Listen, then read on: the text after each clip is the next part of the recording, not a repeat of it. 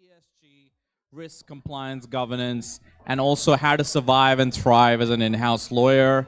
And do not forget, the 90s Ninja Night, or our after party, is kicking off at 5 o'clock sharp, which has DJs, drinks, and much, much more. So please do grab a plate, grab some food. Hope you enjoyed the food. And please do come back. We're going to close this door now, so you don't get stuck in there.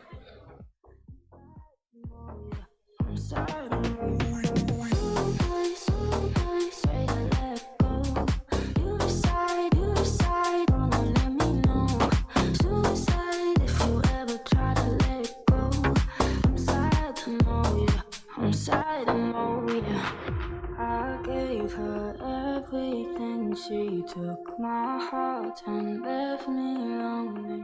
I've been broken, heart's contentions I won't fix, I'd rather win. Straight to let go. You decide, wanna let me know.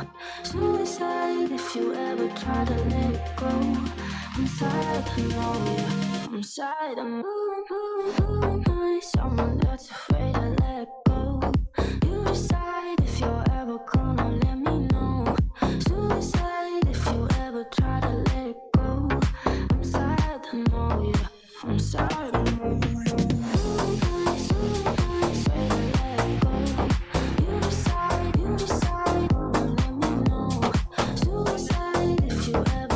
All right, everyone in the chat room, please do come back. We are starting. And we're not starting without you. You know that U2 song, With or Without You? Yeah, there is no with. We're not starting without you. So come on.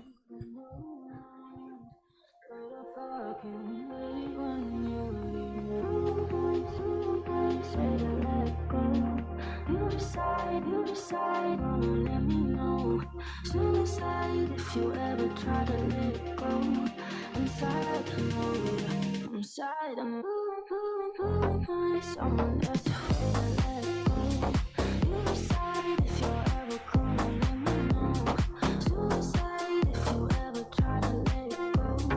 I'm sad, I know, yeah, I'm sad, I know.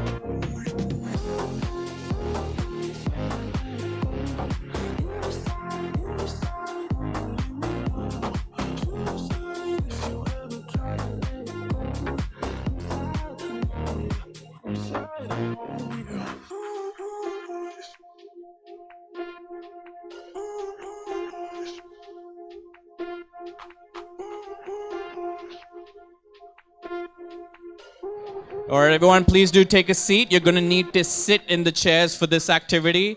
It is fun, I assure you, and you will win prizes if you win. Come on.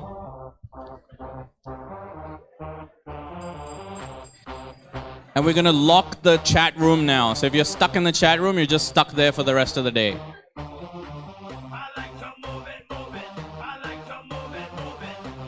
People sitting on the couch, I can see Sophia Khan. Please do come sit down on the chairs.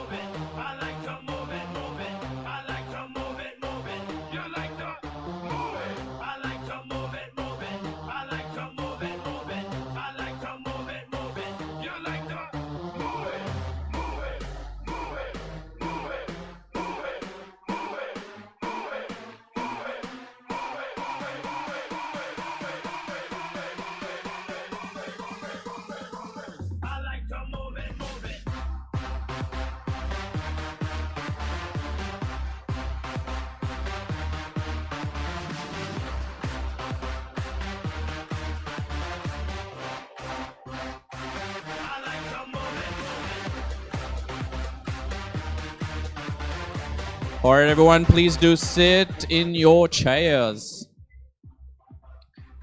All right. The folks in the chat room, you're now going to be stuck in detention for the rest of the day if you don't leave this room. Come on.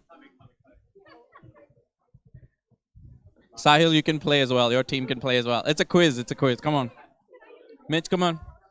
You got to play. All right, guys, in the room. Please, please, please. Sit, sit, sit. All right, come on. We're playing. We're playing. We're playing.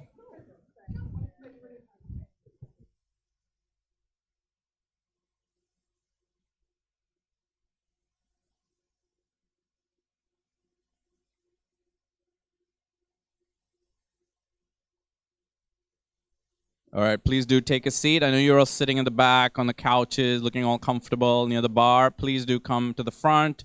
We need you at the front.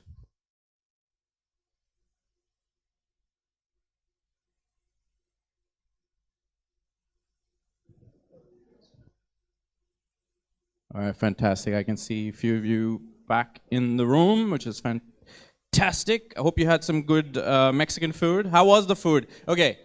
Out of the people who had been here yesterday, we obviously had Indian food yesterday.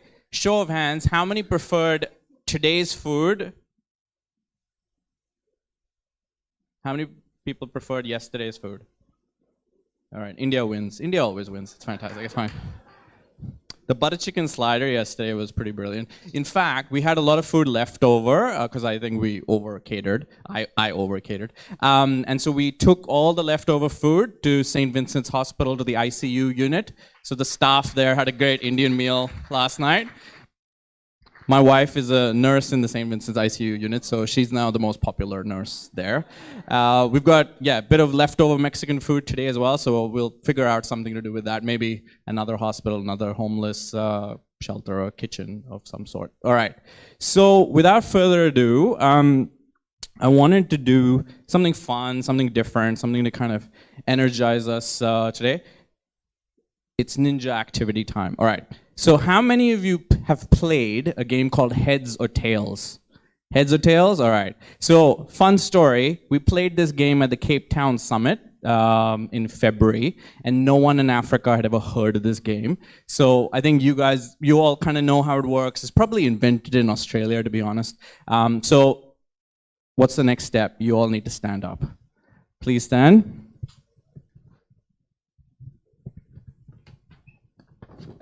Okay, so the prizes are, we've got three sunglasses from EssilorLuxottica. So thank you, Joanna, who spoke on a panel earlier today. We've got two $100 Nando's vouchers. So thank you, Courtney, for that. I do love Nando's a lot. We've got a Cetaphil hamper from Galderma. So thank you, William, for that. We've also got 38 vouchers from Summit, which is run by the Collective Wellness Cruise that also runs Anytime Fitness. And we've also got 3 bottles of water bottles from Thomson Reuters, which are very, very nice. And they won't even let me have one, so they're really nice bottles. But for the 38 vouchers, those are actually under your chairs. So please do reach under your chair to see if you've got one. If you don't have one, then look at the chair under or next to you. It's a little sort of piece of paper that says Summit. It's colorful. If you didn't get one, don't worry. I'm sure there's leftovers, and we'll give you that. So I think that entitles you to, some Summit class and some sort of other benefits. So do reach under your chairs to find that.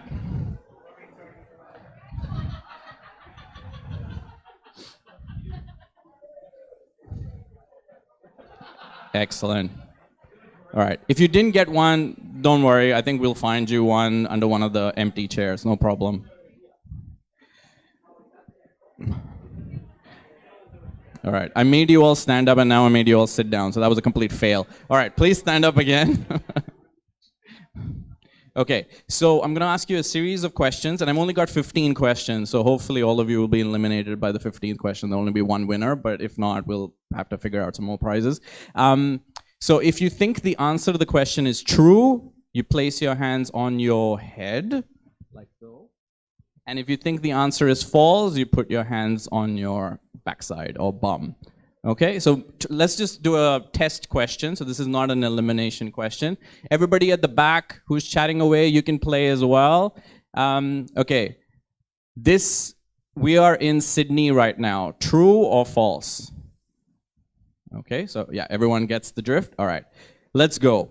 First question, Australia, and these, oh, by the way, sorry, the quiz that we did in Africa was all about Africa, because people had flown in from all over the continent and they thought they knew everything about the continent. They didn't know anything about the continent. So let's try a quiz about Australia.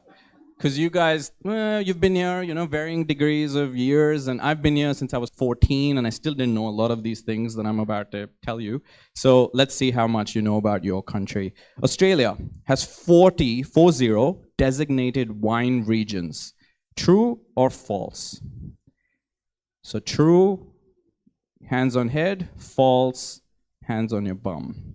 Australia has 40 designated wine regions. True or false?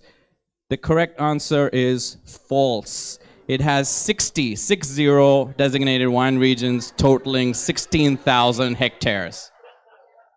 Brilliant, brilliant. All right. Question number 2. Australia was the first country in the world that allowed women to vote. First country in the world that allowed women to vote. True, hands on head. False, hands on bum. Correct answer is false. Second country in the world in 1902, and interestingly, indigenous women were only granted the right in 1962. Third question, and this is something we found out when we went to Tasmania. Wombats have an interesting shaped poo. Their poo is interestingly shaped, and the shape is like a cube. So like a square or a cube. True or false? Hands on head for true. And the correct answer is true. All right, so most of you survived. Very good. I don't know why you know more about wombats poo than wine, but okay. Fourth question. The selfie was invented in Australia. The selfie, the self-photograph, was invented in Australia. True, hands on head. False, hands on bum. The correct answer is true. In 2001, a group of Aussies made a website and uploaded the first ever digital self-portraits to the internet. So 2001 seems like a long time ago, but it wasn't that long ago. All right, how many people do we have left? The people at the back who are standing, I don't know if you guys are playing or not. All right, everybody who's still playing, can you come up on the stage, please?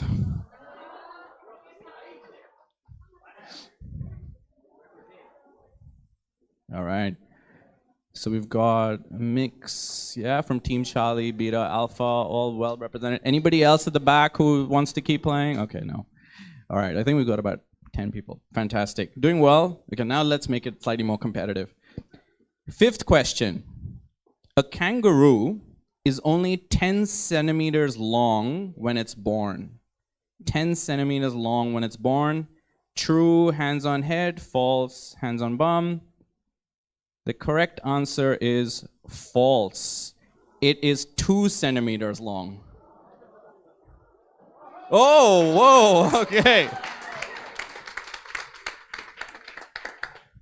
All right, guys, that was only the 5th question. I have 10 more questions to go. This is really bad. All right. Yeah, you win some prizes. Yes. Okay. So actually, yeah, we got 7 eliminated just then. So we'll figure out something. But you guys win sunglasses for sure, and I'll figure that out. Okay. Question 6. The first Melbourne Cup, and this could be the deciding question, I guess. The first Melbourne Cup was run in 1861. The first Melbourne Cup, the horse race, was run in 1861. True or false? Oh. All right. And the correct answer is true. Brilliant. Okay, wait. So we've got a couple of winners. I think we can do another round because we've got like 10 questions more to go. All right. So stand up again. Let's see if Tom can defend his title. You get to play again. All right. Let's do it quick.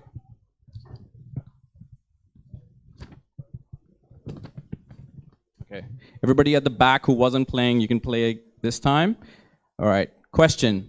There are 7 stars on the Australian flag, true or false? Hands on head for true, hands on bum for false, cheerleaders. No.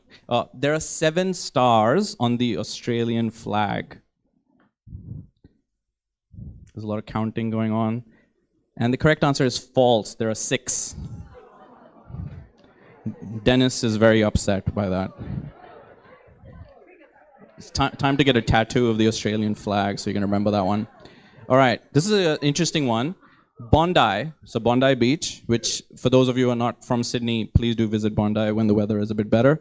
It gets its name from an Aboriginal word meaning water breaking over rocks. Water breaking over rocks. Is Bondi true or false? Make your decision. The correct answer is indeed true. Okay, very good. Now we're getting to some geography questions, a few more geography questions. Australia is larger than the US in terms of area. True or false? Australia is larger than the US in terms of area. True or false? Decision. Ooh, I can see some trues, I can see some falses, and the correct answer is false. The US is 4th in area, and Australia is the 6th in terms of area.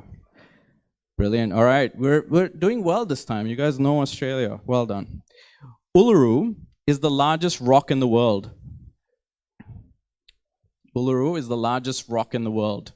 True, hands on head. False, hands on bum. Decisions. Turley is taking time. All right, it is false. Mount Augustus in, I believe, Western Australia is 2 or 2.5 times the size of Uluru. All right, everybody to the stage. We've got an objection here. All right.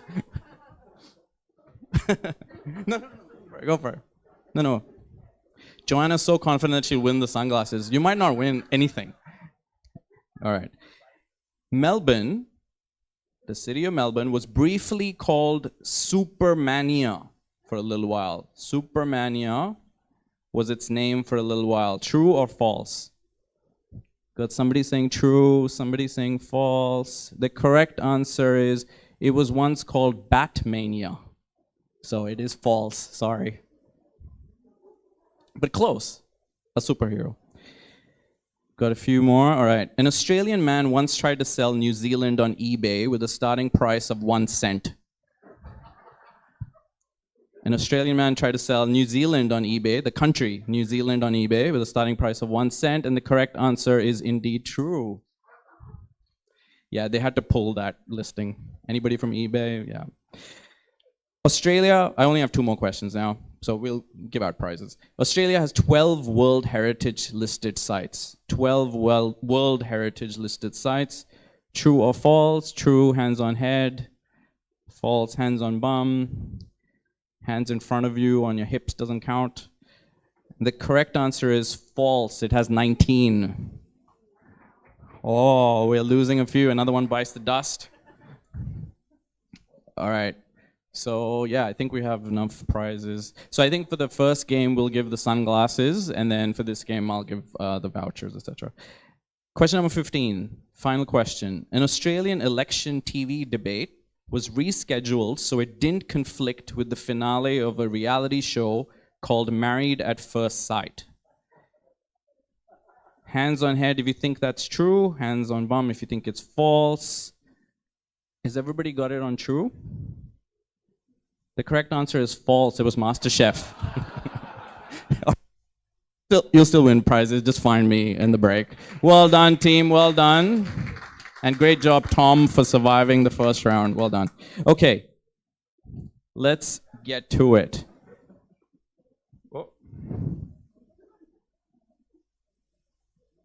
The next session is called How to Navigate the ESG Landscape.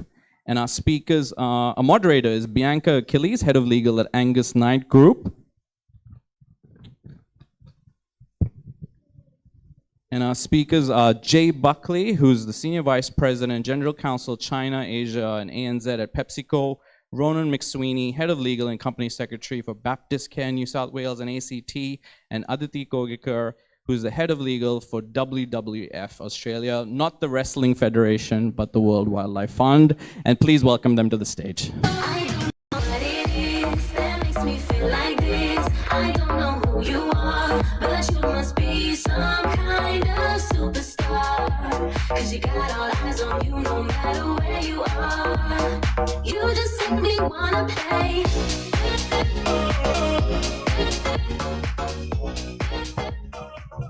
All right, we're right on time, which is fantastic. And we've got 40 minutes for this panel. At the 20-minute mark, we'll open the floor to any questions. If you have any questions about E or S or G, this is the time to ask. These panelists are all amazing, and they're all ninjas as well, which makes them slightly more amazing. And without further ado, Bianca, over to you. Thank you. Hi, everybody. My name is Bianca Achilles. I'm the head of legal at Angus Knight. Angus Knight is a group in the employment services industry. We help people back into the workforce. And I'm learning how to use the microphone. I might let each of you introduce yourselves first, and then we'll get started. Hello, everybody. I'm Rona McSweeney. I'm General Counsel and Company Secretary of Baptist Care. Baptist Care are the 7th largest provider of services to the elderly in Australia. Hi, everyone.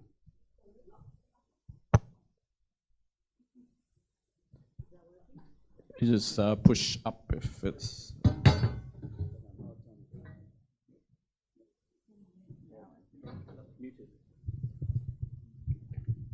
Hello. Oh, there we go. Hi, everyone. I'm Aditi Kogeka, Chief Legal and Risk Officer at WWF Australia. And as Rohan said, it's not the wrestling, it's the panda. And it actually is no longer the World Wildlife Fund, it's the Worldwide Fund for Nature. So it's a lot broader than just wildlife, looking at nature more broadly, biodiversity, climate change, all of that. And I'm Jay Buckley. I hope you know who I work for. Just turn that one around there for everybody. So yes, I work for PepsiCo. I look after our China, Asia and ANZ businesses with Lily and Pratasha, who are here, who look after Australia for us. So yeah, we have a beverages business, as you all know, and then most of you would know that we run a big snacks business as well. You're enjoying Red Rock Deli chips, Smith's chips, etc. So that's all us. Thank you. What Rohan has done particularly well here is that we are a mix of people from profit and from non-profits, and AKG is profit for purpose. So the ESG is done very differently in each of our companies. So I thought I would ask each of you to explain what ESG looks like at your companies, and whether one aspect of environmental, social, or governance is particularly more relevant at your, or more important at your industry in your company than the others. Do you want to go first, Rowan? Well, I think when you think about not-for-profits, particularly charities, the S part, the social part, is really part of our DNA, because that's really the purpose for why we exist. So with Baptist Care, our purpose is really to help some of the most vulnerable people in society and help them to live well and have meaningful lives through the services that we provide. So I think that really guides us. But it is interesting then that, and I think we were in a roundtable recently with GCs from other charities, and it seems to me, we were talking about this earlier, that a lot of the for-purpose organizations don't therefore focus that heavily on the E part, which is something interestingly that we have tried to do as well. So we've tried to actually say, no, we're going to try and emphasize not just the S, but the E, S, and the G. I'm happy to talk about that in a while, but maybe after the others have responded to the substantive question, yeah. Sure. Well, yes, I also work at a charity, but our charity is all about the E. E is the reason for our existence. We want to protect and regenerate nature. So I think what's been interesting in the kind of evolution of WWF as an organisation is it kind of reflects the broader ESG evolution, I guess. But for us, the difference is we're pretty good at the E. We want everyone to do the E. I've got lots of stats I can give you or information about why E is important. But I think what's happened to WWF over the course of its history is first, as I said, we've gone from being the World Wildlife Fund to Worldwide Fund for Nature, so looking more broadly than just wildlife. And then the mission of the organisation has kind of changed as well. So previously, WWF used to prosecute its agenda, I guess, for the benefit of wildlife and nature to the exclusion of everything else. And I think it did become the subject of substantial criticism because of that approach, and particularly the approach of wanting to protect animals that Indigenous or local communities relied upon, that they hunted and killed to survive.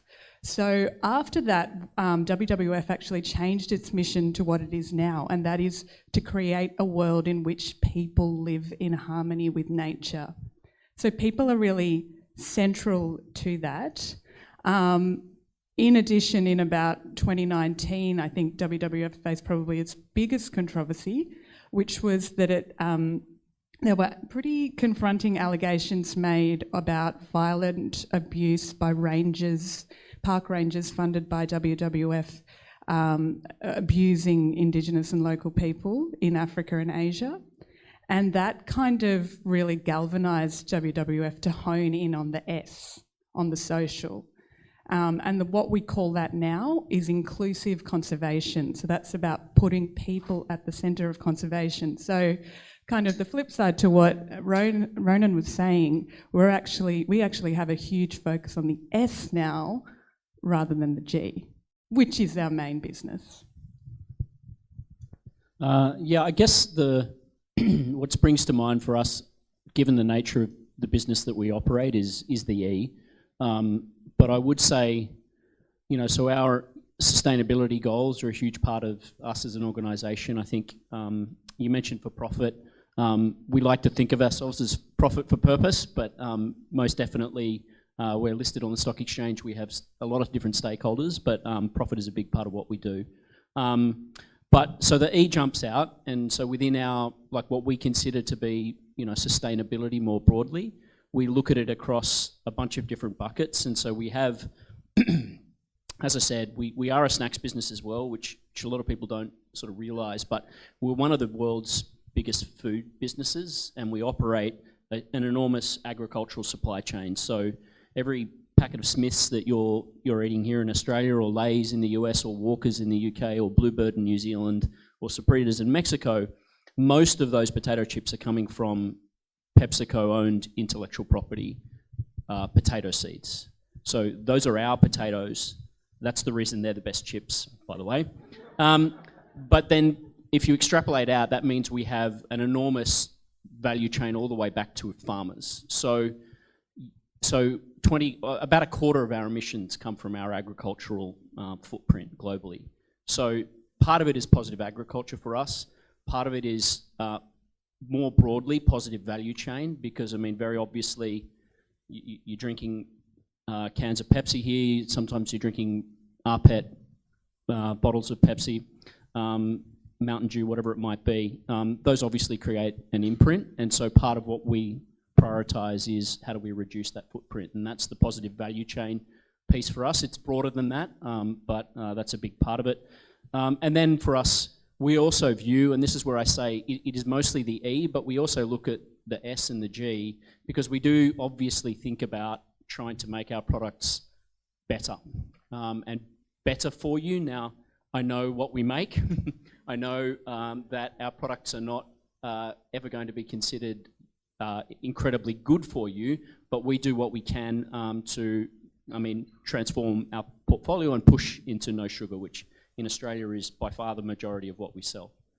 So the E is the focus, but then the S even within agriculture, is about what we do for our farmers. So how do we bring, and we've got a target to bring 250,000, improve the living standards of 250,000 of our farmers globally. So it is E, but it does blend into S and G. Thank you. Just what is it that is driving the ESG for your companies? Like, Jay, has it been external investors, shareholders that are pushing it forward? Is it for you guys? Is it more internal? Someone internally wants to work on it and has raised it. How did they raise it? Could you talk to that, Ronan?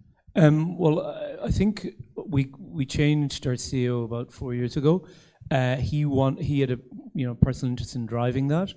But when we brought it to the board, we tied it to our vision. So we kind of looked at our kind of foundational values. So every individual living well, we kind of looked at, well, what does living well mean? It means living well for individuals, but living well for the community, which is really about social, and living well for the planet, okay? And we're a faith-based organization, so all of our directors are Baptists. And so we even, cited the Bible, which played very well. Genesis, where God gave man the stewardship of the planet, and they got that. They understood why then it was important and valuable. But then there's also the business case. So if I can just on the social side, we actually engage consultants to map out what our social return on investment is. And we've worked out that it differs in the different business divisions, but for every dollar that is invested in Baptist Care, we return $2.22 in social return on investment, which plays great with stakeholders, with government, with donors, funders, and also our members. So that's good. In the environment space, we create a business case for why we should look at our emissions and look to get to net zero. And what we discovered was that actually the case for being more efficient in our energy usage meant that we could save a lot of money. And we started on this journey 4 years ago. By January, we will have reduced our energy emissions by 80% of what they originally were. So, I mean, that's the business case that pays for itself. And certainly, when we were at the round table, I could see quite a few surprised faces, because I think in the charity space, a lot of charities feel that, well, we're very stretched, we've limited resources, we probably don't have the time or space to work through this issue. I think our experience is that there's a really solid business case for why, just from a dollars and cents perspective, why you should be doing this. So I think there's multiple reasons why. I think part of the governance piece was tying it in for the board into a coherent vision around our ESG strategy. So that was part of my role.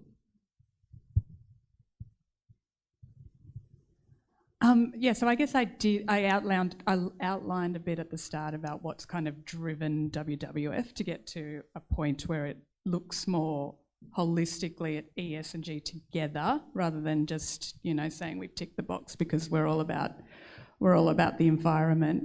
And I guess so. There was a lot of controversy, and for a charity, your biggest asset is your brand. And so any reputational damage to your brand is going to have a significant and potentially long-lasting impact. So on your ability to exist into the future, on your ability to do good, all of that sort of thing. So, it's that kind of brand risk that has driven a lot of it.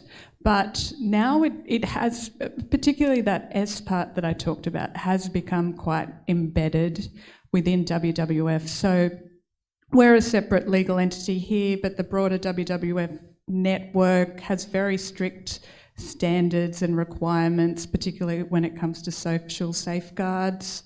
I think over a third of the most biodiverse places in the world are managed by Indigenous and local communities.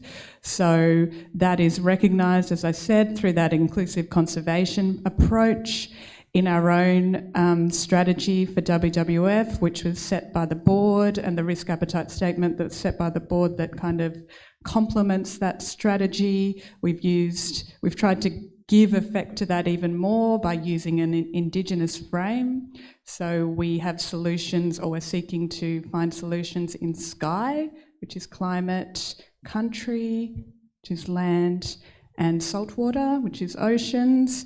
And we also have a target of ensuring that I think 50% of all programs and projects by 2026 are led by, or we've consulted deeply with, in order to benefit Indigenous and local communities. So there's that driver coming from the top, also a CEO with a particular interest, that's also very helpful and important as well.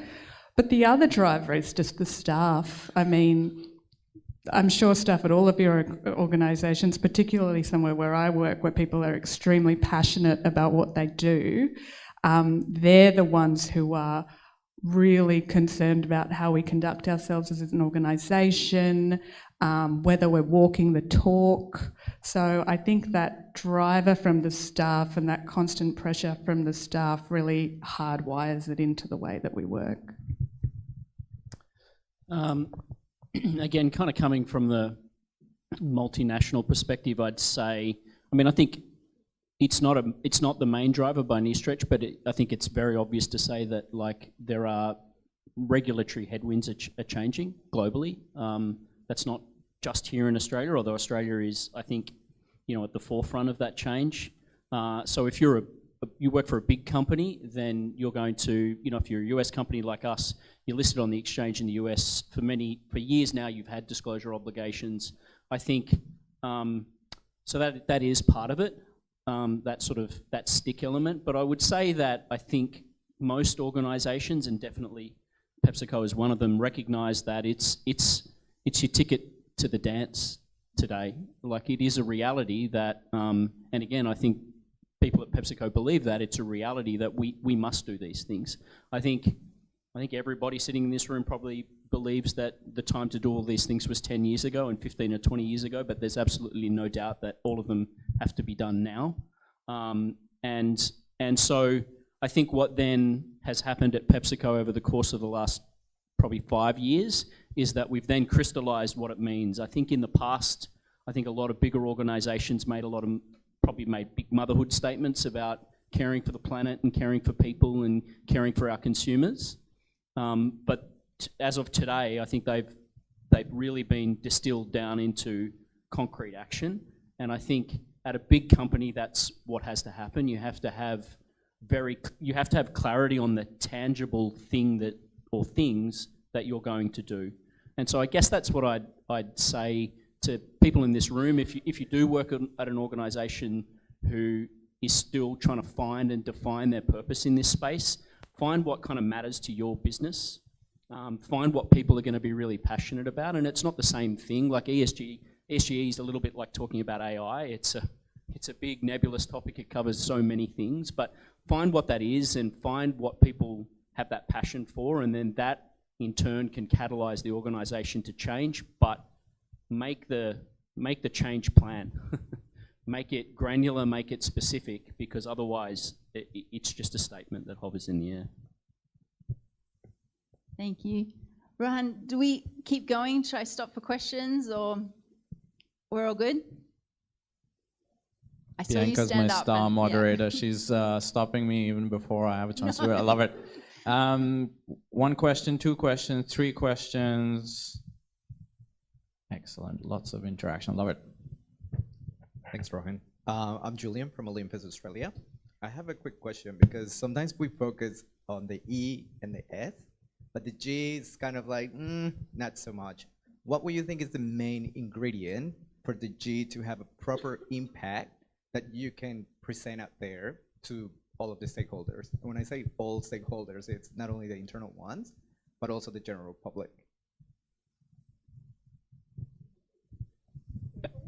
Will I do? So I think it's when you realize this is coming down the track, you say, okay, well, where do we build this in and how do we build it in with our values? And then making sure that that's captured for the board and that it makes it into the strategic plan. And then actually, exactly as Jay said, once the strategic plan is agreed and there is, actions around this, that there's very clear actionable items coming out of that. But the other thing is making sure that the relevant board committee has regular reporting, because the company secretary looks after the board agenda, and so you say, okay, well, we've now got the ESG in our strategic plan. Let's make sure that every quarter audit and risk is getting a report on progress to date.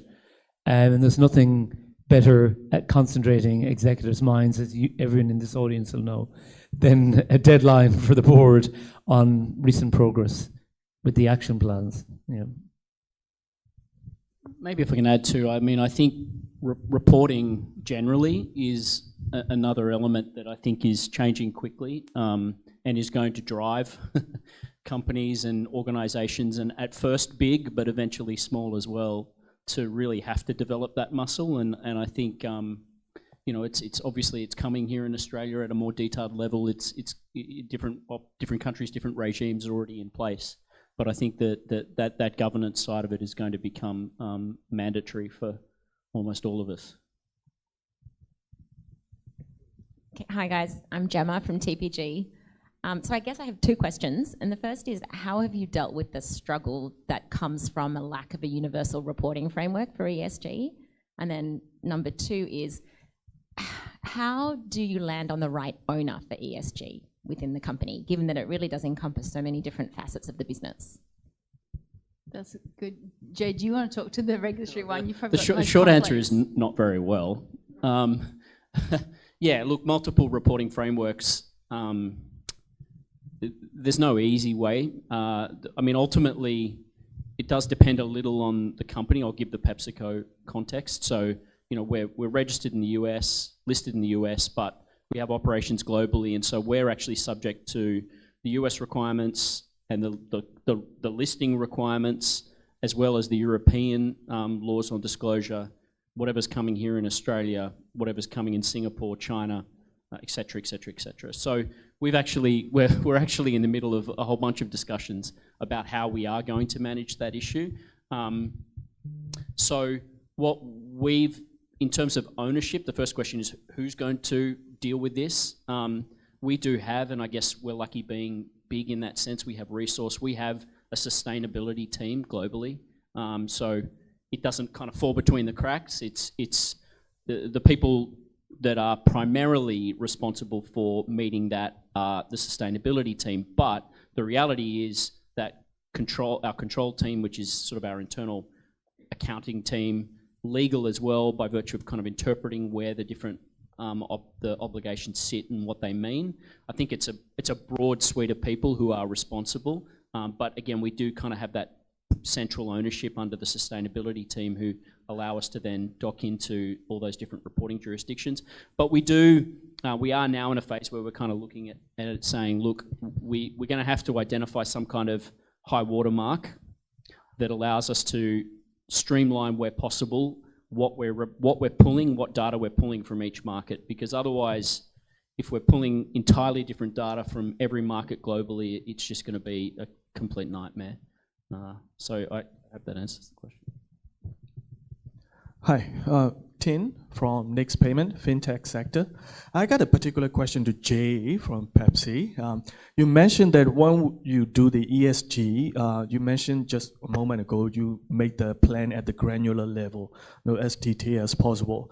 It reminds me of the modern slavery statement obligation or policy. And how far do you go down to the supply chain when you have a supplier or procurement services from the overseas? And it reminds me of the section 18 of the modern slavery Slavery Act. It set out the mandatory criteria, all of these things, right? ACCC expectation is, and the most important thing is ongoing effectiveness of the supply chain. How do you monitor the ongoing effectiveness under Section 18 of the Modern Slavery Act?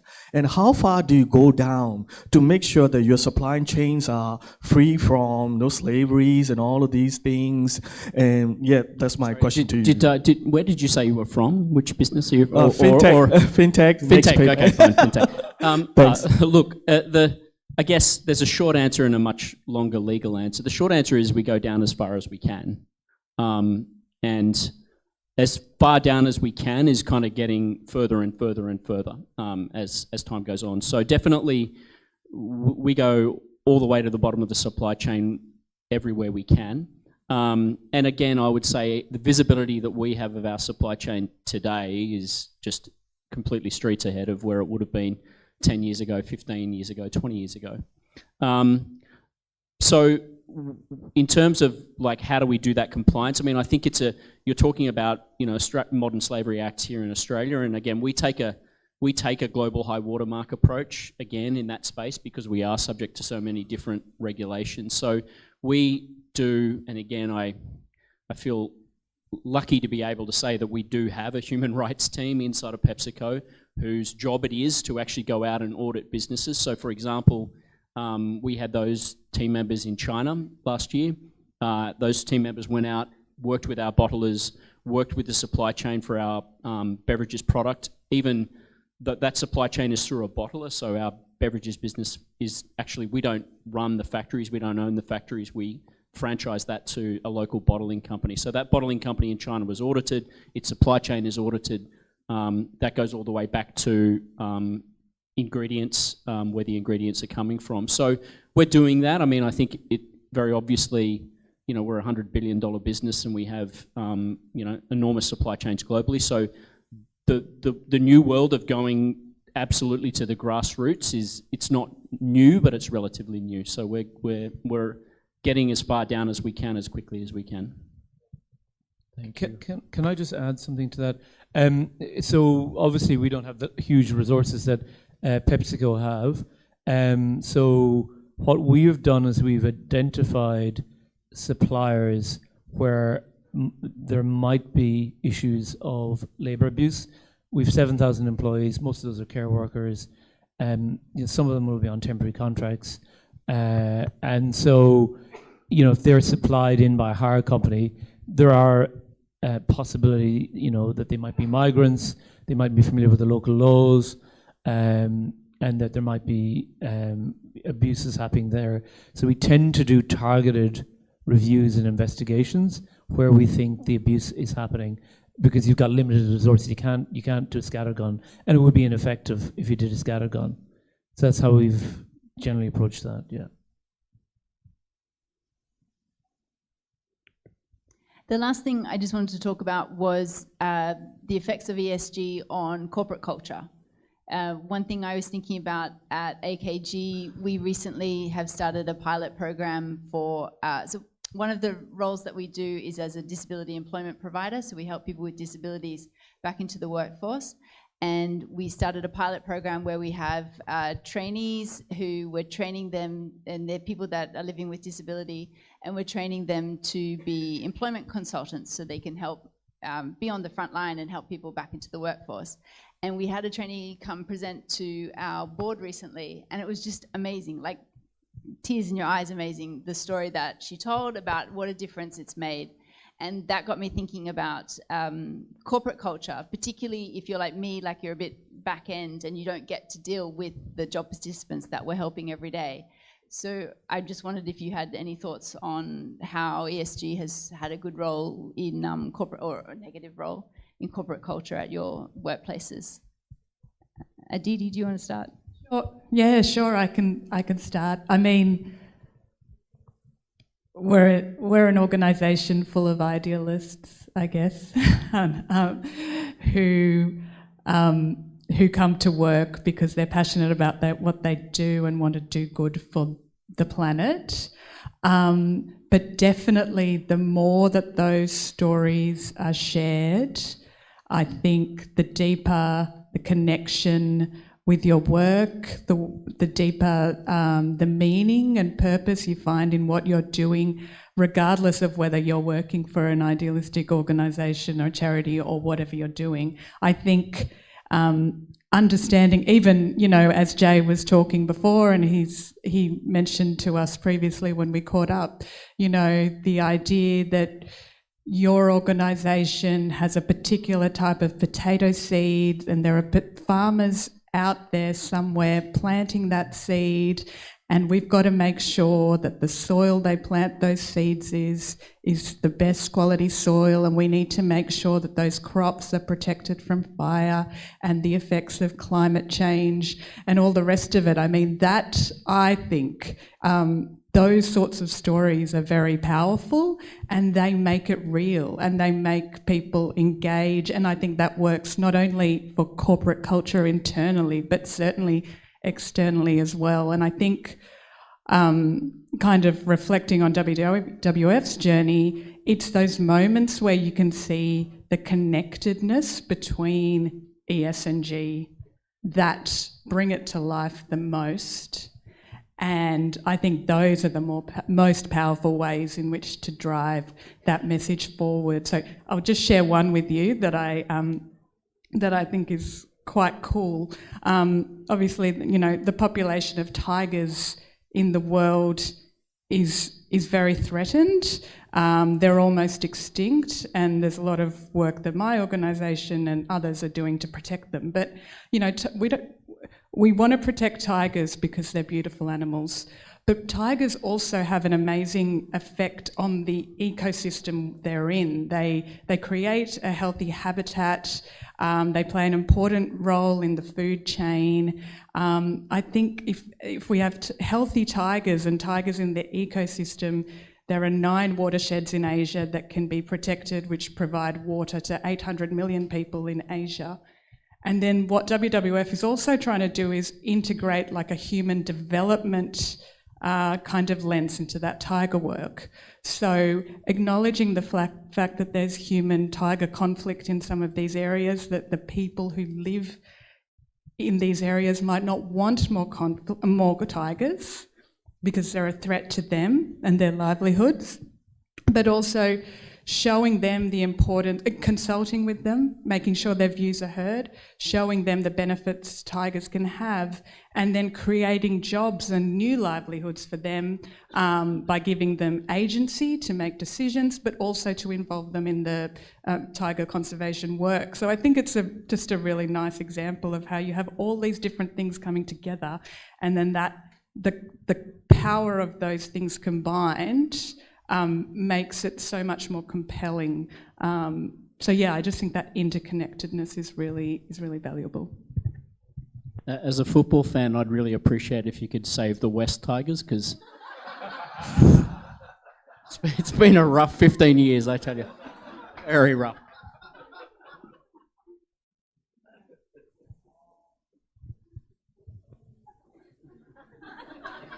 That was my substantive comment, but...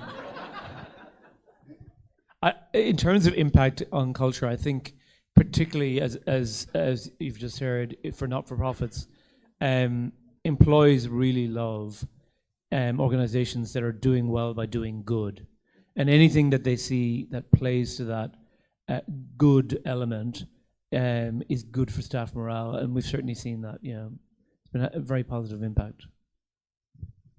Yeah, and I mean, other than the West Tigers thing, I would say that, like, there was a question earlier too about what role do different people play in all of this, and I think I would say that even if you're not directly involved in your company's sustainability or ESG efforts, you should be, because again, if they are an important part of your company, then even as the legal function, we've got to be all across them. And I always think that, like, making some kind of personal connection to what it means to you is the key to it. And again, like you mentioned the farm story. I mean, I grew up on a dairy farm, and so that's kind of how my first sort of connection into what this really meant for our company and for the people who rely on us to make a living was that, and it was something quite personal. So I think if you and your teams are able to make that personal connection, and the business people, whether you have a sustainability team or not, whoever it is that's working on this sees that you and your team care, I think that, you know, it buys you credit in the organisation, and it really helps. Thank you so much. Were there any other questions? Questions everybody knows about? Oh, no, it's okay. I'll come.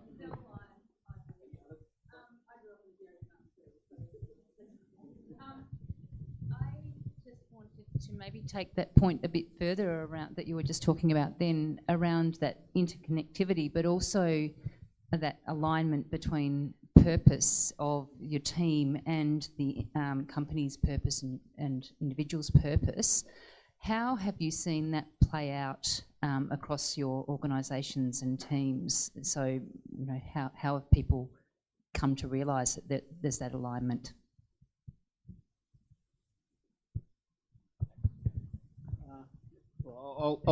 I'll say, I guess maybe this is a bit of an obvious answer, but the first step is you as a team making it making sure you know what your objectives are, and I mean having a clear set of principles or goals or big rocks that you and your team are moving towards is step one.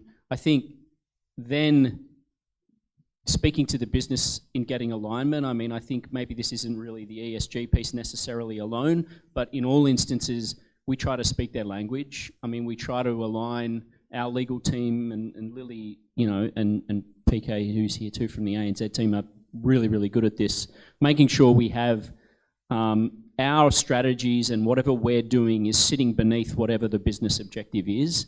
And obviously for us, sustainability is one of those core objectives, and so we try, where possible, to say, hey, this thing that I'm doing here, this is how it aligns to your business goal, and maybe we're doing something off to the side here, but it's sitting here underneath your business pillar. In terms of alignment, I mean, I'll let the other guys answer that, just because we have business imperatives to meet these targets. Getting alignment to go chase them it's not a challenge that we have. I would just say you just need to align to the priorities of the business. You understand the strategic plan, then you kind of break that down into how that plays out in your own function, and then you get alignment through setting objectives and goals for the team. It's not anything particularly ESG focused. It's just generally how, you know, what the priorities of the business are have to become your priorities, or you're probably out of a job. So, yeah. I guess for a legal team in particular, I think, you know, we're not on the front line. We're not doing the work that our business, whatever our business is doing. And, you know, some people just get off on reviewing contracts, and I'm certainly not one of those people. So I guess for me, I've found that the way to connect the team with the purpose and those other, you know, the last two organisations I've worked at have been for purpose, so I guess it's the purpose of the business, but, you know, it's whatever gives you meaning at work, whoever you are, and whether that is the kind of ESG stuff.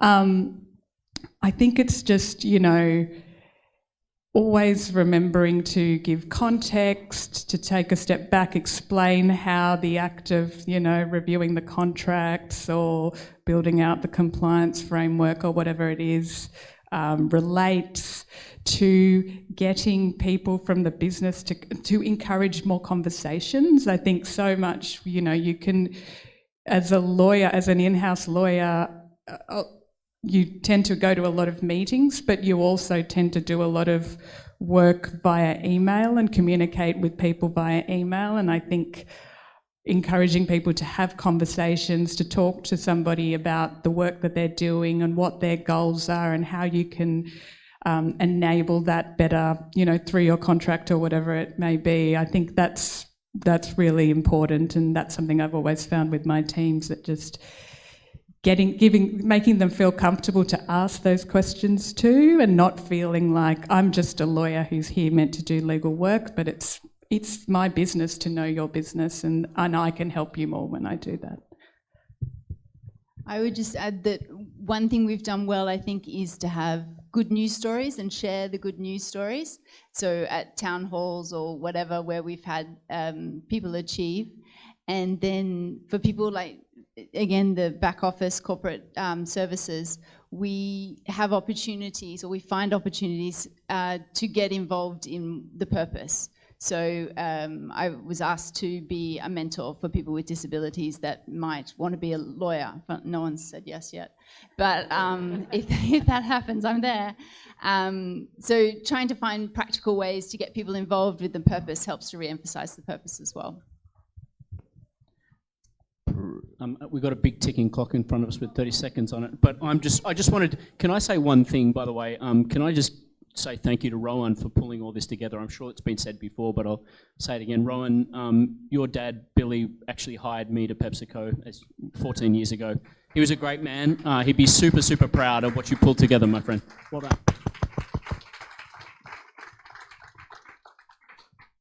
All right, thank you. On that note, I do want to say, if you have any questions about ESG, or if you think of something, please do reach out to our panelists. They've all been amazing today. But I do want to get us to the next panel, and then the next panel, and then the drinks and the after party. So big round of applause for our panelists, Bianca, Jay, Aditi, and Ronan. That was amazing.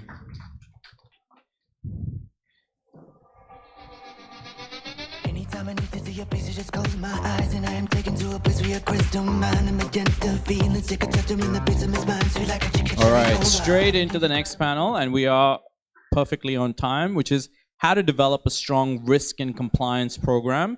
Our moderator is Wendy Barker, GC at Jonas Software. Panelists are Ben Teeger, GC Company Secretary and GM of Corporate Affairs for ANZ at Ream, Diana Igati, Regional Head of Compliance at Pepperstone, and Kenneth Wong, Head of Legal and Compliance for ANZ at Arthrex. Please, a big round of applause.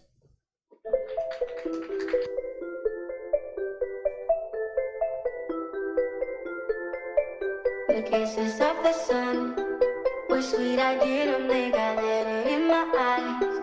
Like an exotic dream, the radio playing songs that I have never heard. I don't know what to say. Oh, not another word, just la la la la la.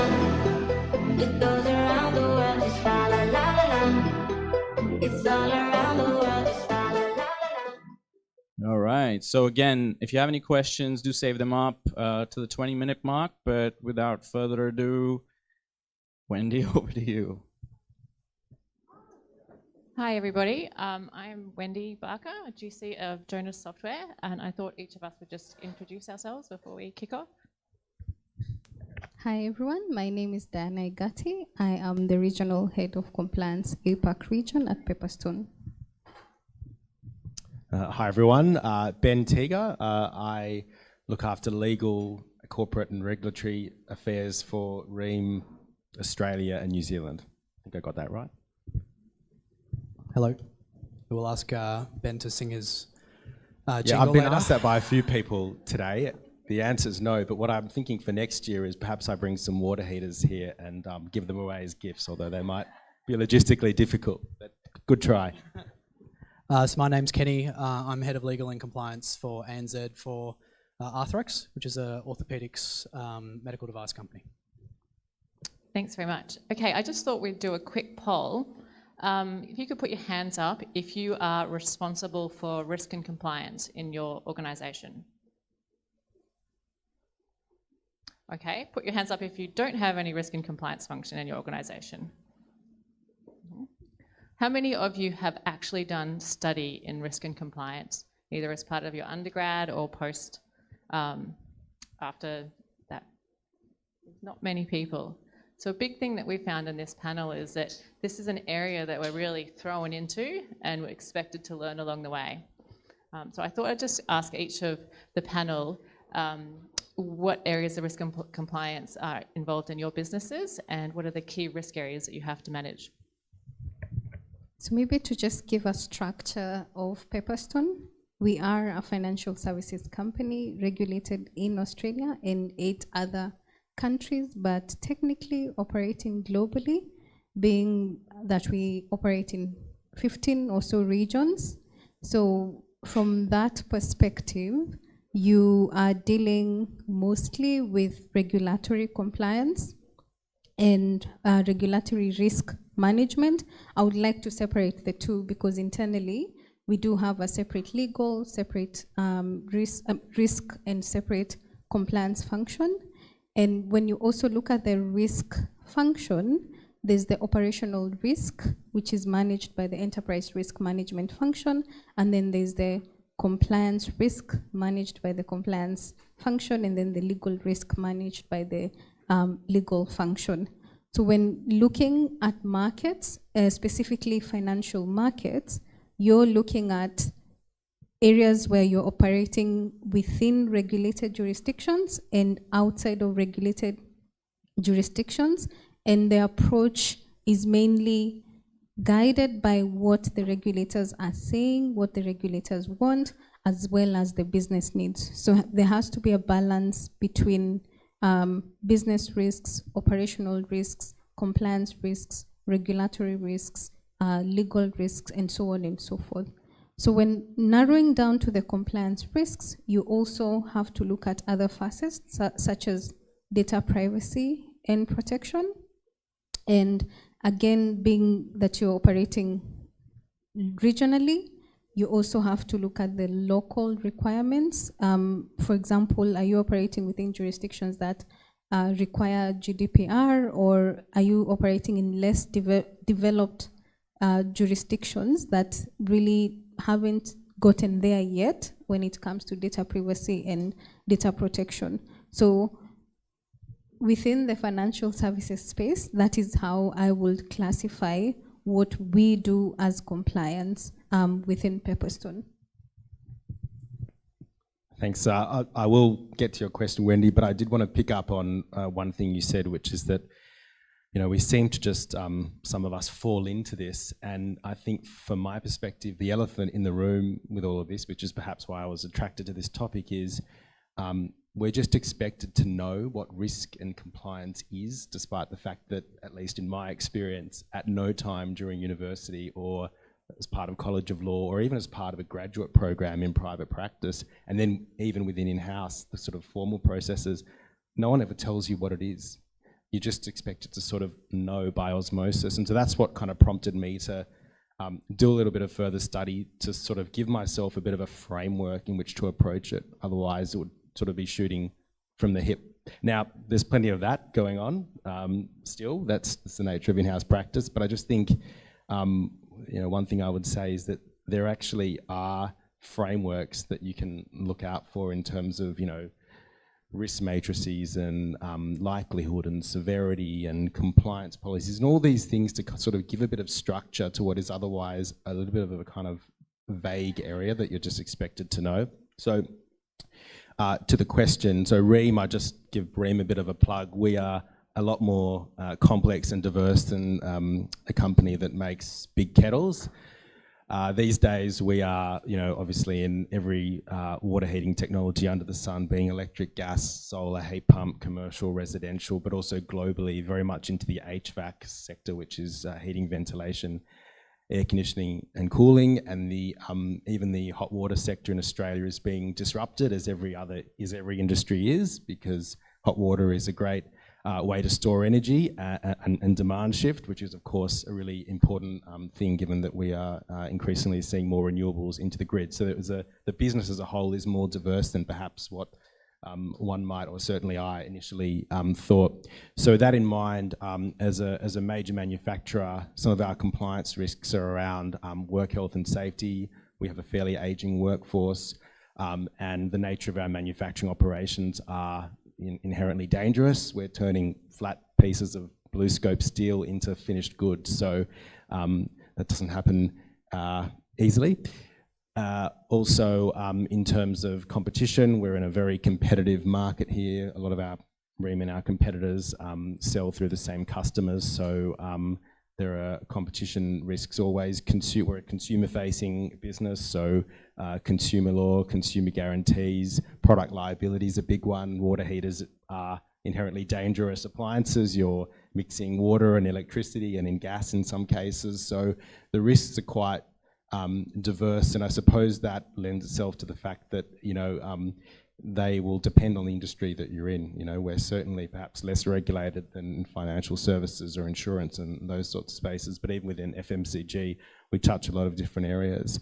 In terms of how risk is structured, I think, you know, the headquarters globally, which is based in the US, look after risk and compliance throughout the globe, but locally it's perhaps a little bit decentralized. So each function looks after their own risks, be that IT or finance or HR or operations, procurement, et cetera, but invariably a lot of that tends to find its way back to the legal team.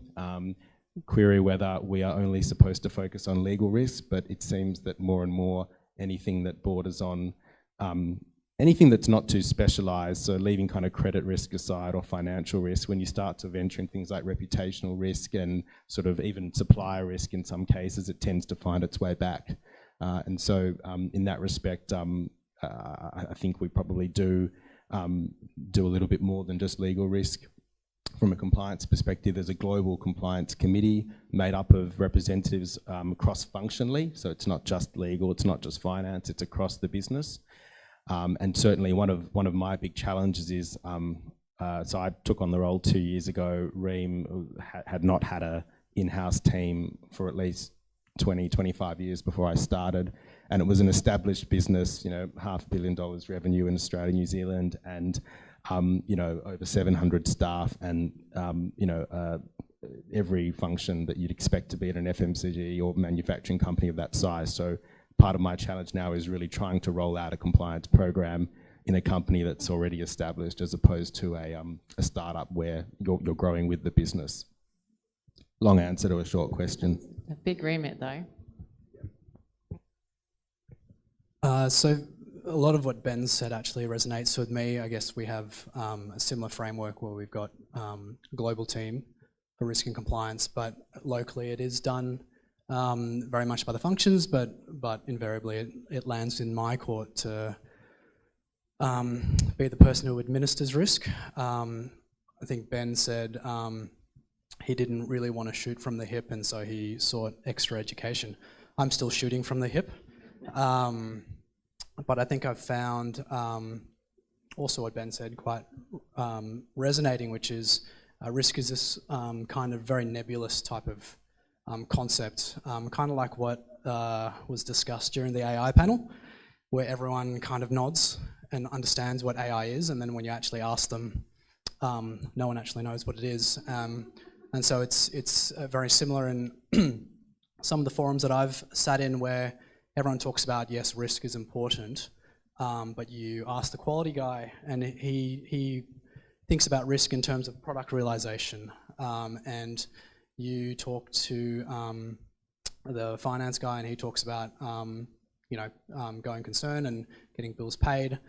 I have a view of risk, and then you've also got just philosophies around risk as well, right? So, or compliance. You know, in a previous life I was in a mining company, so I've had a bit of a bouncy industry experience, and just one example to illustrate how risk and compliance is seen differently. We came up with this great project and strategy which we implemented, and we said, look, this is great, we've saved the company $2 million that was at risk, and now you can congratulate us. And I just remember the two guys who were mining managers and a concentrator manager, for those who know what that is in mining, and they just looked at each other and said, oh, that's about 200 tons of copper. And so for me that was quite confronting and enlightening to see how risk and compliance and avoided liability was just really viewed as a cost of business, or just at least characterized in terms of what that person's focus is, which is revenue streams and production and copper refining. So for me, how that kind of translates into risk and compliance at Arthrex, which is a, like I said, orthopedics, sports medicine, implants and consumables type business. We don't manufacture, but we do sell and distribute. So for anyone who's in a sales organization, you're going to have people covering large territories, selling products into hospitals and clinics, orthopedic clinics. So you've got natural risks there around fatigue, overwork, especially with a lot of the new regulatory frameworks coming in or have already come in. You've got the compliance risks, which are quite unique to the health industry, which are around selling products, which obviously provide a good patient outcome, but not affecting a professional medical expert's clinical decision to use your products over something else which might actually be better for the patient, and navigating how you separate sales from education, for example, and the risks people fall into by, you know, in the industry, it's very common, especially in the US, to talk about owning a surgeon or owning an operating theatre, and how we stay away from that kind of mentality. And I think that's what's going to come out of this panel a lot is risk and compliance is often thought about as systems and processes and procedures, but at the end of the day, I think you're looking at a far more difficult task of changing mindsets and cultures.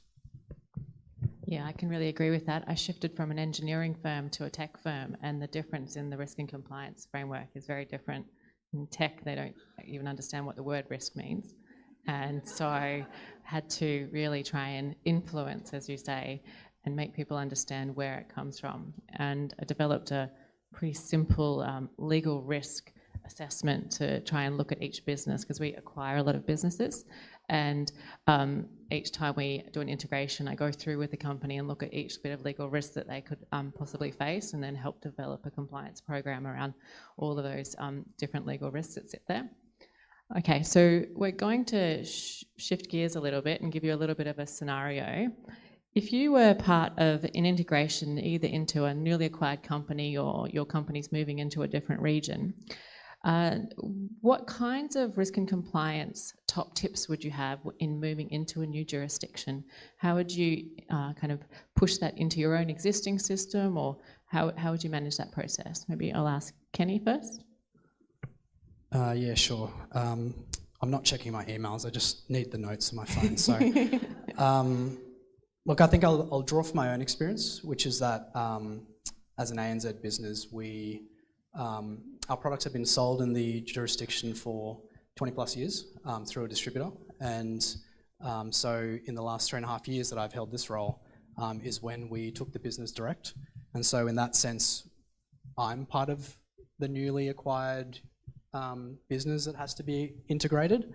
And so I can certainly share some stories around what has worked and a lot of what hasn't worked. And get a sense. Hello.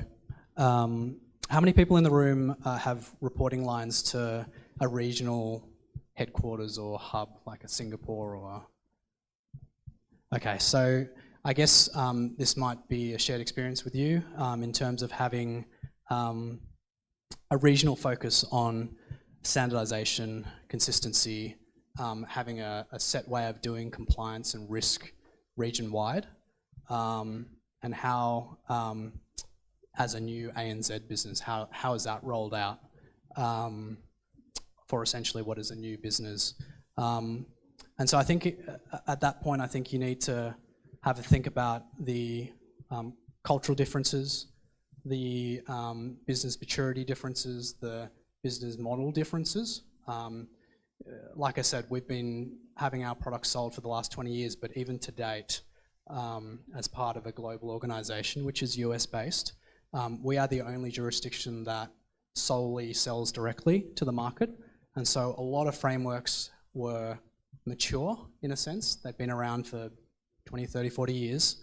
The APAC region has been around for 10 years, but nothing actually fit properly for us. And so there was a big pain point for myself, being the person to implement a framework, and our 250 people in the ANZ region, trying to jam a square peg into a round hole. You know, and I think it comes back to a lot of things around culture. So at least in our company, the more Asian style of training is around, here's a slide and let's see how little white space we can leave. It's very much around inform and educate. It's around, I've sent you a document, I'll expect it to be fully read and understood, and I'm not sure why people still don't understand. And it's about, so top tip number one, I guess, is take a step back and know where your business is at. Like we set up the business in 3 weeks. We hired 250 people, set up 7 offices and warehouses. The last thing people want to do is a privacy training, or and which I was able to deflect because we didn't have a privacy policy for a little while. But it's just knowing where people's mindsets are at, because you can hold a training, yes, but no one's gonna take anything from it. It's not gonna be applied, and it's not gonna be a success for the program. You're not looking at the right risks. You know, for a business which was pretty much in a startup phase, it was about business continuity. It was about relationship salvaging from a distributor who was pretty hell-bent on destroying our market. And the last thing people want to do is an ABC training or you know, a WHS training. So that, I might just stop there. So I might follow up with another question. How do you go about it though if there's a lack of support from senior management? Maybe Dee, if you wanted to answer. Yeah. So the starting point for me would be, again, very unique to financial services, and considering that financial services is very, very highly regulated globally. So the first step will be asking yourself as a compliance officer or person in charge of compliance is, are the jurisdictions that we're seeking to get into new or emerging markets or already sophisticated markets?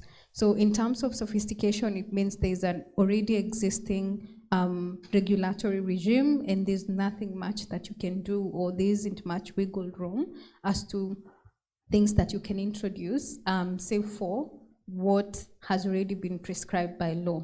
For emerging markets, on the other hand, I believe they present a better opportunity for you to develop a product or venture into the markets, taking into considerations the need of the business against basic compliance in legal and regulatory requirements.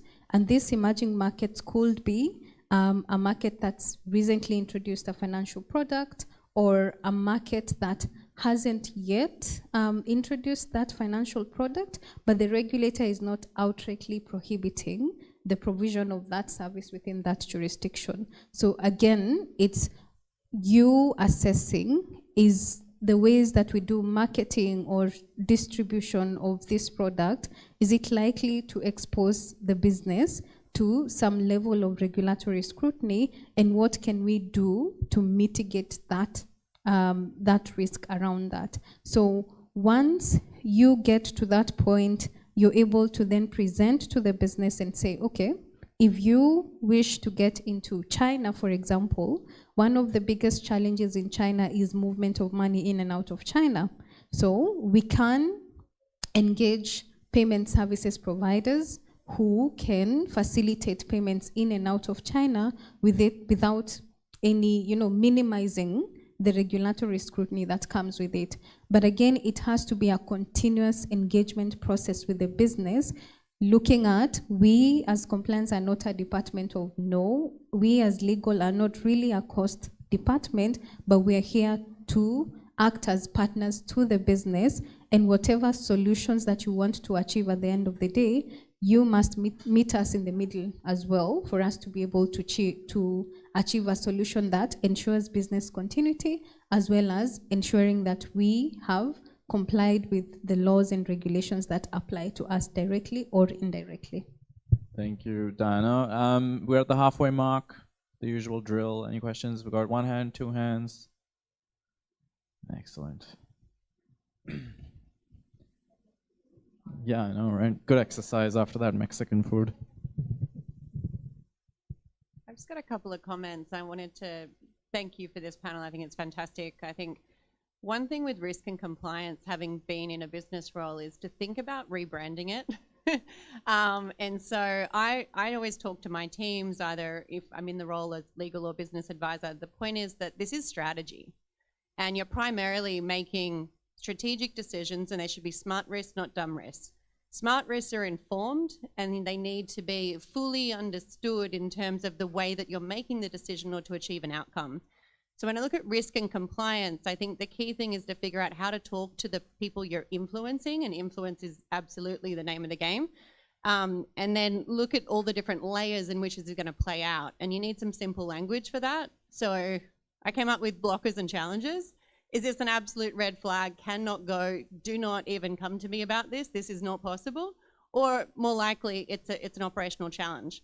And then how is that going to play out? Is it going to be cost, time, resources? Is it going to change our business model? Is it going to change the customer experience? Find a way to describe the issue in business terms so that you're speaking the language of the people making those decisions. And then the more you do it, the better you get at figuring out which are the real risks and which are the ones that are completely remote, not even worth worrying about. And I liked your examples about mining companies versus tech companies. I was a mining lawyer, and now I've been in a tech company for a long time. I think it's very different.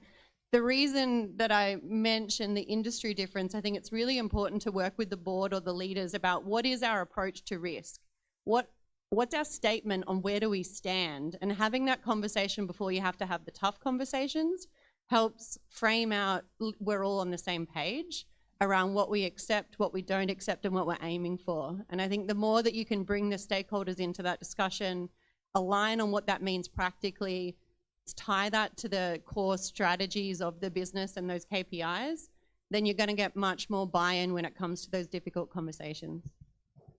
Yeah, I totally agree. The issue you sometimes have is where they can't see that there's any risk to the business. If you're sitting in a business where there's very low amounts of litigation, there's low regulation, then it's really hard for a CEO to see where the risk comes from. But my 2024 statement is, out of trauma comes growth. Because when you have a data breach, hypothetically, then they listen, and they can see that because it hits the bottom line. The costs of responding to that are huge. So I completely agree, and trying to find the right conversation to have. Thank you. Yeah, I was just going to add to that. I mean, I think it is about a rethinking of what risk is and compliance is. I mean, risk inherently as a word has negative connotations, right? But obviously in a sales organization, risk seen differently is opportunity.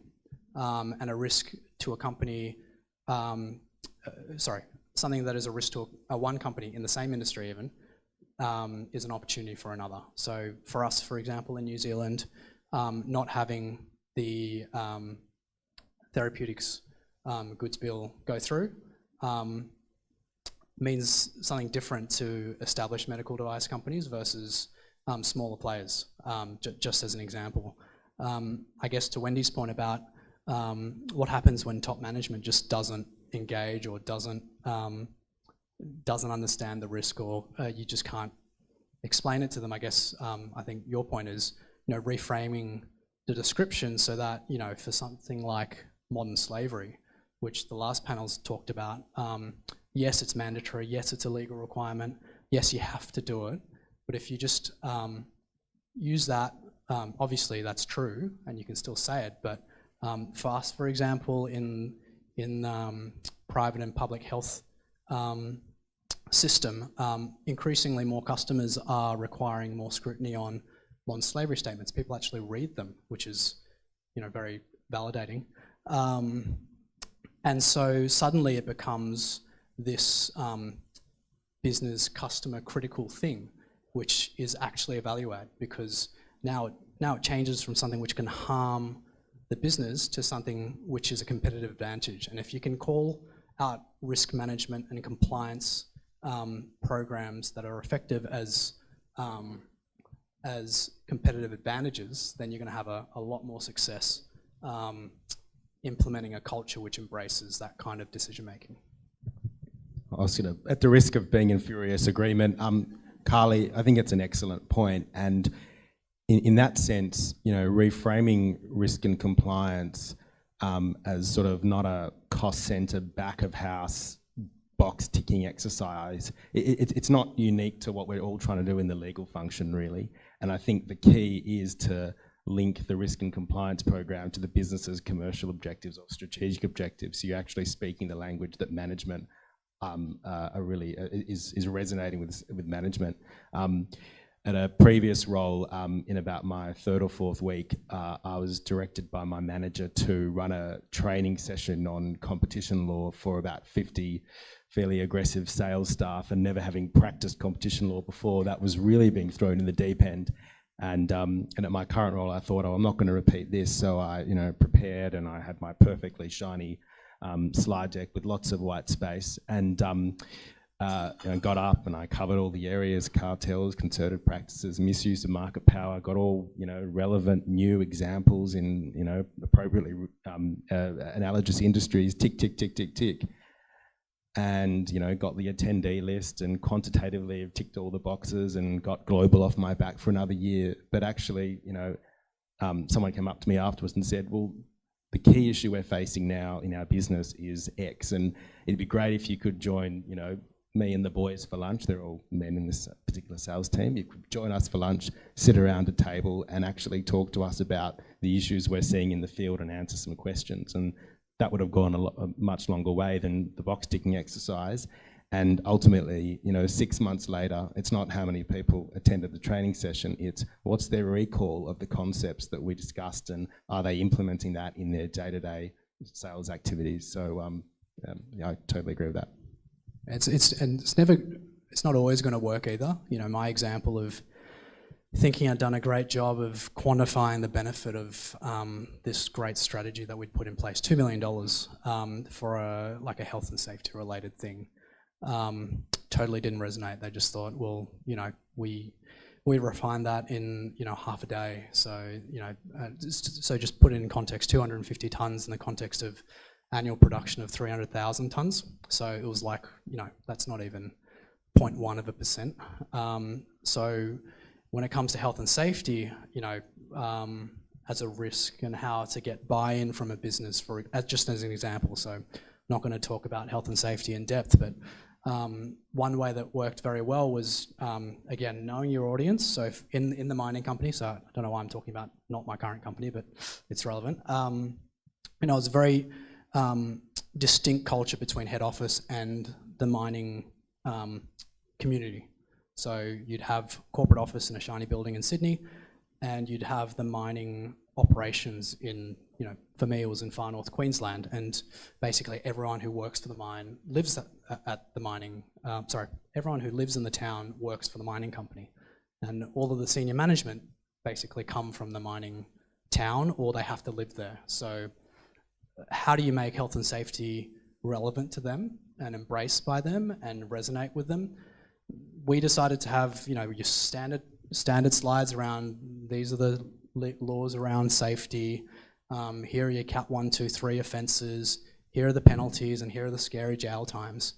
Now let's see what this looks like in a worst day of your life type scenario. Someone does something, you've got processes in place, someone dies, and that happened to us 3 or 4 times during my 6 years at the mine. This is how it's going to play out.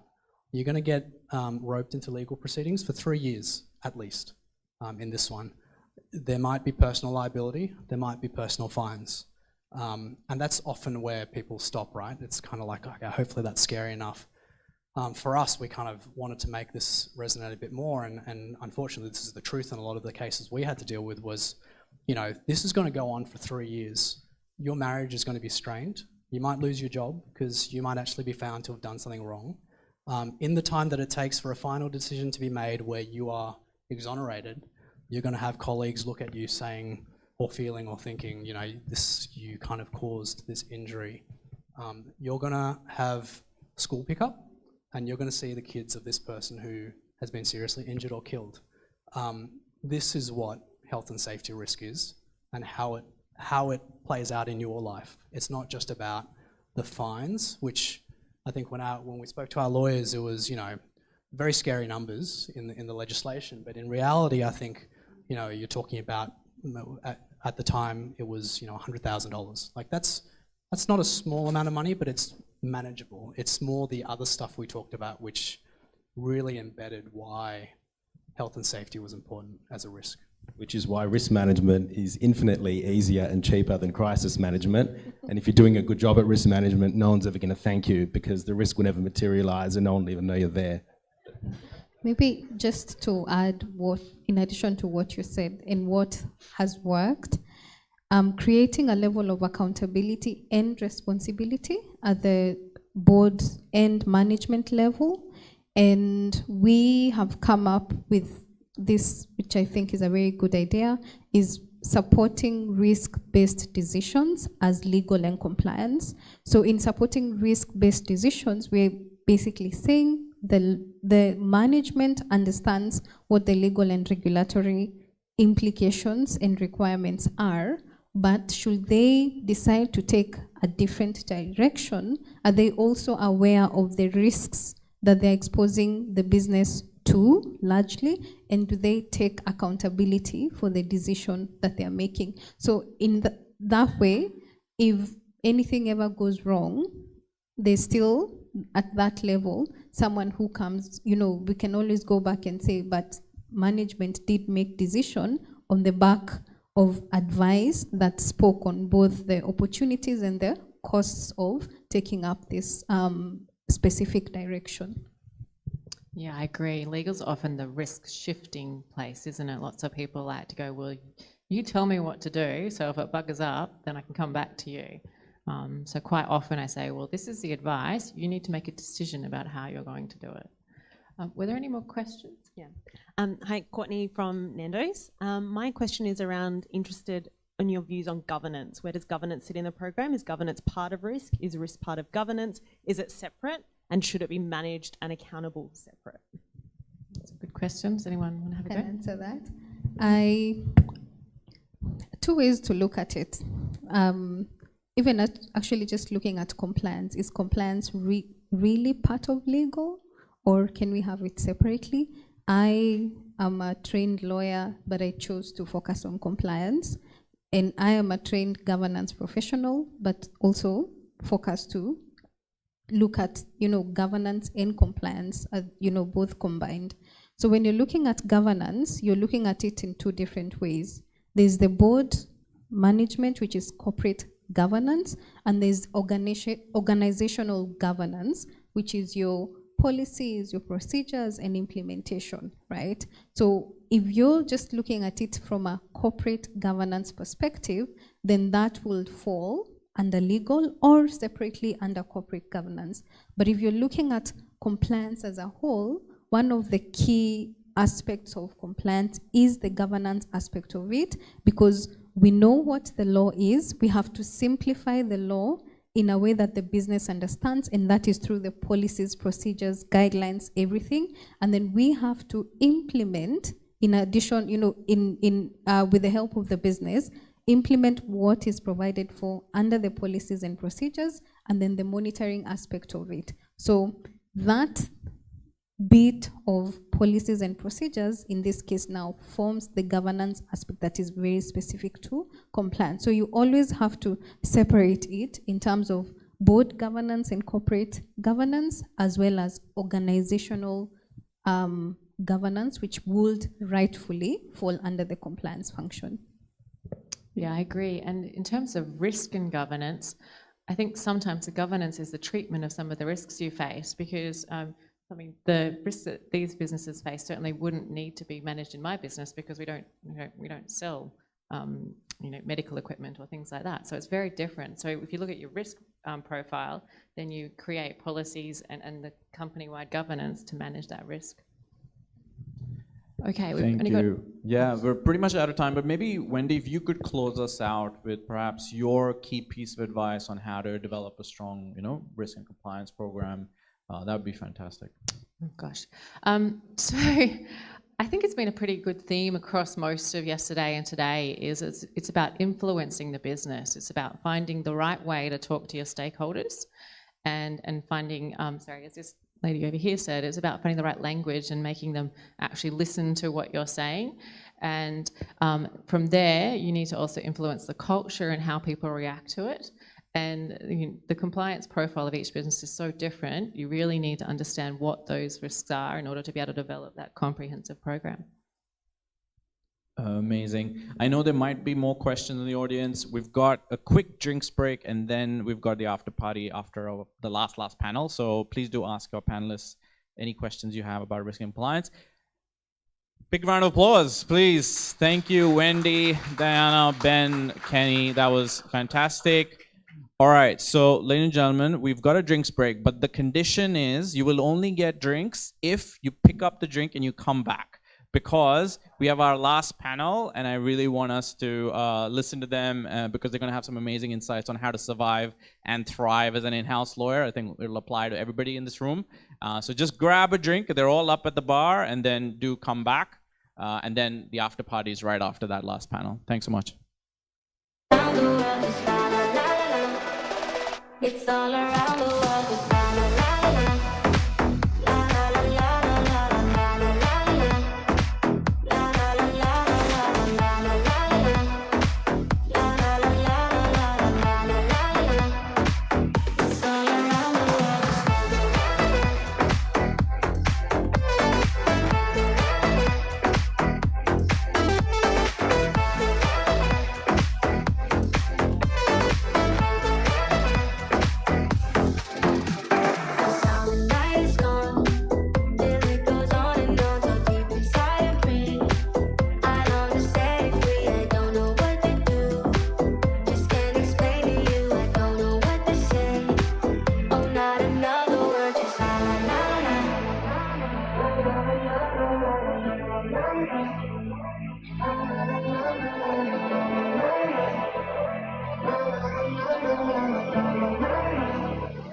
It's all around the world, just la la la la la.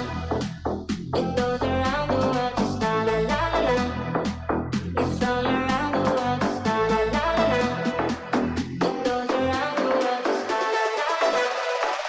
It's all around the world, just